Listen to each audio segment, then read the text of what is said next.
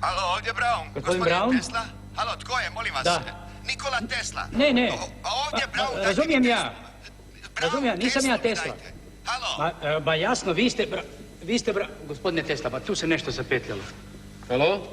Tesla ovdje. Jutro sam se vratio iz Čikaga, razgovarao sam s nekolicinom ljudi i oni su voljni uložiti neka sredstva u naš projekat. Da. Ja vodim kompletnu financijsku kontrolu, međutim, oni uvjetuju neke stvari. Slušajte me, gospodine Brown. Vi ste glavni ortak našeg društva. Ja vas cijenim, u to nemojte sumnjati. Recite vi meni, koliko vrijede ti ljudi? Da. Mogu li oni napraviti centralu na izmjeničnu struju ili ne? Pa čujte, Tesla, novac koji oni daju je veliki. Molim? $100,000. Ne, to me ne zanima. A kako vas... Recite mi, mogu li oni to napraviti ili ne? Ali gospodine Tesla, oni raspolažu sa... Gospodine Brown, niste mi odgovorili na moje pitanje, da ili ne? Ali $100,000... Ne, mene ne zanima tih $100,000, ne zanima me to. Ali u ovom slučaju morate shvatiti... Ne brinite, novaca će za mene uvijek biti dovoljno. Ali da prodajem nekome patente, zato da na osnovu njih ručno izrađuje strojeve i čeka povoljnu priliku da te iste patente nekome dalje preprodaje, to ne pristaje. Ali gospodine... Ne, gospodine Brown, ne pristaje. Razumijete? $100,000. 100. $100,000. Šuti.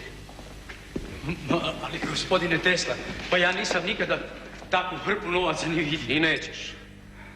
Pogledaj ovo. Što je ovo? Reci mi, što je ovo?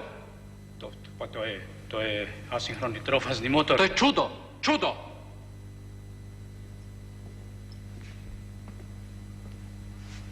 U svakoj tvornici, u svakoj električnoj radionici bit će ovakav stroj.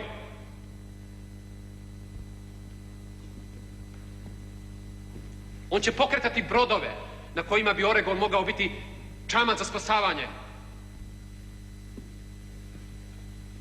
Jednoga dana industrija se neće moći zamisliti bez ovog stroja, shvaćaš li ti to? A oni hoće da im ga dademo za $100,000.